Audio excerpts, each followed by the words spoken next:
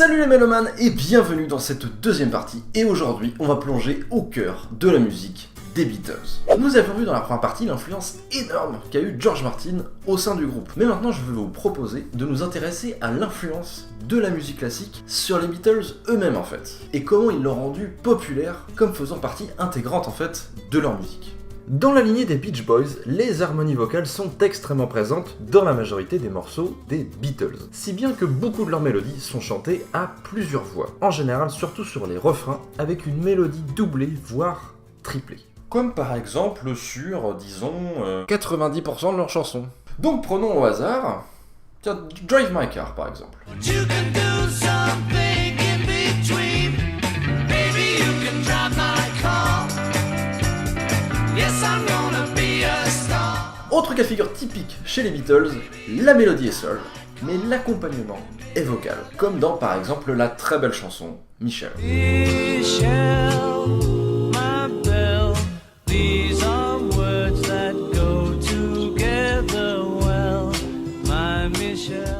Mais il y a deux choses qui sortent de la simple doublure vocale, utilisée souvent pour accompagner la mélodie. Il y a d'abord ce qu'on appelle le contre-chant.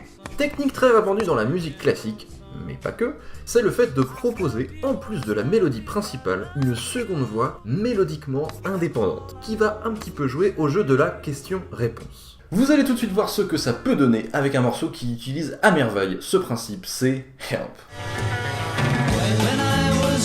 So much younger than today. I never needed anybody's help in any way.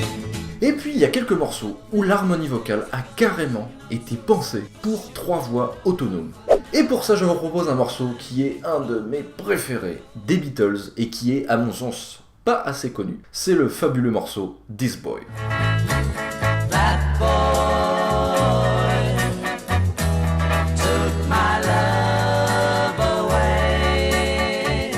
Le morceau a été composé par John Lennon, aussi bien pour les paroles que pour la mélodie. Même s'il dira finalement que le texte n'a pas d'importance, et que c'est uniquement le son et l'harmonie qui comptent. Alors oui, certes, quand même, mais le texte est tout aussi sublime. Tiens, je vous fais une petite parenthèse là-dessus. Le texte joue sans arrêt sur l'ambivalence des pronoms démonstratifs this boy pour ce garçon-ci et that boy pour ce garçon-là. Et Lennon raconte tout simplement que ce garçon-là, eh bien c'est quelqu'un d'autre qui lui a pris sa copine, et que ce garçon-ci, eh bien c'est Lennon lui-même en fait. Alors ça n'a pas l'air d'être grand-chose, hein, mais c'est tellement subtil, justement, fallait trouver. Et pour ce qui est des harmonies vocales, c'est le principe qu'ils ont utilisé plus tard pour un morceau absolument extraordinaire, dont on reparlera un petit peu plus tard, c'est Because, où on peut entendre clairement une mélodie à 3 voix. Allez l'écouter, c'est une tuerie.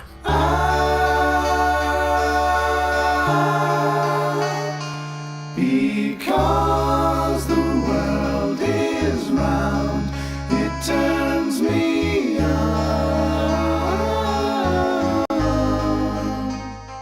Et enfin, je vais vous partager tout ce qui touche de près ou de loin à une inspiration classique qu'on peut retrouver dans certains morceaux des Beatles.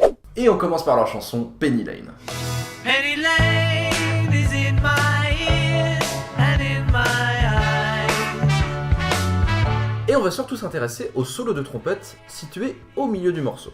En réalité, Paul McCartney aurait regardé à la télé le second concerto brandebourgeois de Jean-Sébastien Bach, dans lequel jouait son ami trompettiste David Mason. Et il aurait eu l'idée d'un solo dans ce style-là, lui qui était alors en pleine composition de sa chanson Penny Lane, justement. Et donc McCartney pensait à un solo, mais comme écrire sur partition c'était pas trop son truc, eh bien il a fredonné les notes à George Martin, qui lui s'est chargé d'écrire sur partition le solo de trompette.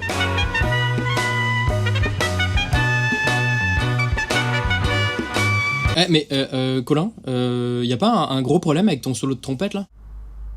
Mais qu'est-ce que tu fais là toi ? Mais non mais tu parlais de trompette alors je suis venu. Ah ouais non mais moi pas de soucis, hein, au contraire, hein, mais c'est quoi le problème avec le solo là du coup ? Bah attends mais il est beaucoup trop aigu.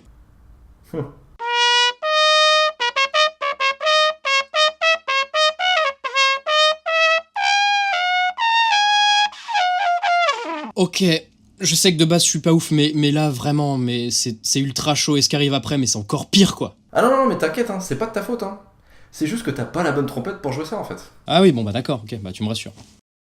Et oui, car c'est finalement une trompette piccolo en si bémol qui a été choisie pour jouer le solo, car beaucoup trop aigu pour une trompette dite normale. Et pour ça, David Mason avait dû essayer auparavant 9 trompettes différentes, car McCartney ne voulait surtout pas changer la hauteur, pour que ça puisse ressembler justement au solo du concerto de Bach. Il n'est pas chiant le mec déjà. Donc pour bien voir la ressemblance qu'il peut y avoir entre les deux, je vous fais écouter d'abord un extrait du 3e mouvement, du second concerto, brandebourgeois de Jean-Sébastien Bach, et ensuite, après, un petit extrait du solo de Penny Lane.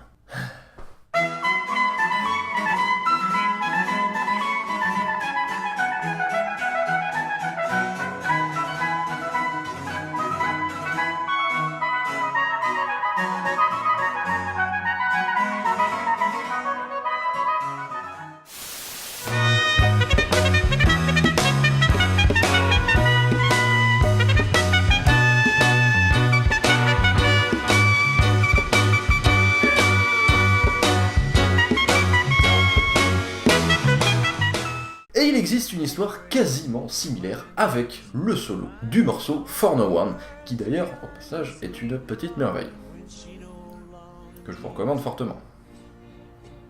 Et dedans, il y a un solo pour corps d'harmonie. Je peux rester? Ah bah oui, c'est vrai, j'ai oublié, t'aimes bien le corps d'harmonie aussi, toi. Non bah allez, vas-y, reste, vas-y.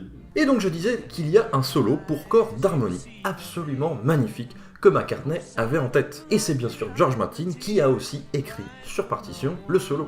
Et même problème que pour celui de Penny Lane, eh bien il y a une note que le corps ne peut pas vraiment jouer. Pas vrai, Tilou ?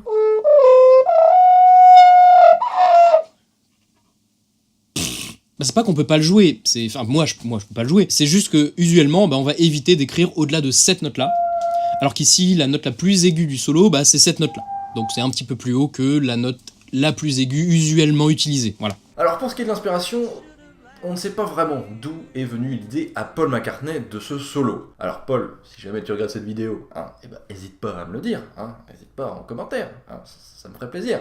Non, alors moi par contre, tout ce que j'ai pu trouver, après pas mal de recherches, c'est un mouvement d'un concerto pour corps et orchestre d'un certain Joseph Joachim Quantz, compositeur de l'époque baroque. Donc je vais vous laisser avec les deux extraits côte à côte, comme j'avais fait avec Penny Lane, pour voir si effectivement il y a ressemblance.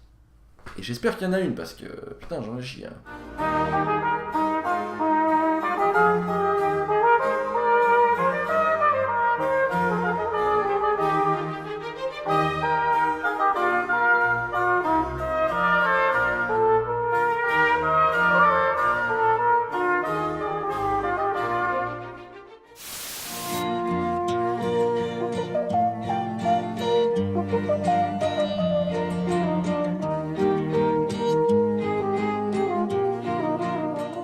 Allez, maintenant je vais vous proposer de passer à l'un, si ce n'est le plus grand tube des Beatles, Hey Jude.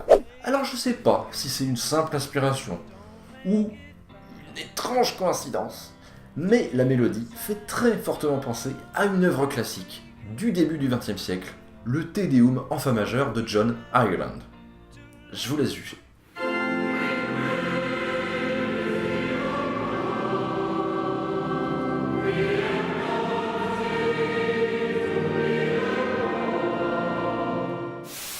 Hey Jude, don't be afraid.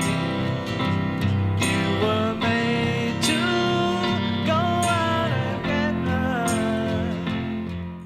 Et on va finir avec une inspiration qui, pour le coup, celle-ci est vraie. Et on va revenir avec un morceau dont on avait déjà parlé tout à l'heure. Alors pas pour les mêmes raisons, c'est Because, et surtout son introduction.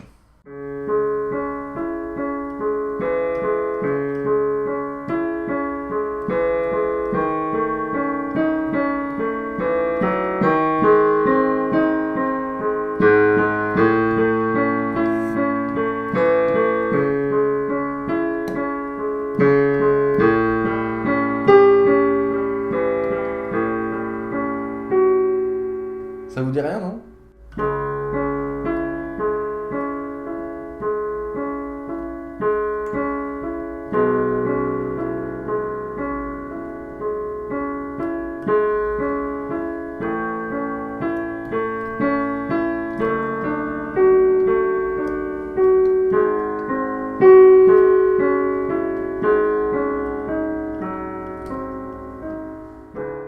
Alors l'idée serait venue de John Lennon qui, un jour, écoutait sa femme, donc Yoko Ono, jouer du piano. Tu veux faire la bagarre, Yoko Ono? Et au moment où elle commence à jouer donc la sonate au clair de lune de Beethoven, Lennon lui aurait demandé de jouer à l'envers. Et donc quelques jours plus tard, il enregistre en studio l'intro de Because. Alors c'est surtout une inspiration, hein, plus qu'un véritable clin d'œil, voire référence à l'œuvre de Beethoven, parce que hormis la tonalité de Do dièse mineur et le côté arpège, il n'y a pas énormément de choses en commun non plus. Mais bon, ça a quand même suffi à créer une petite connexion. Hein.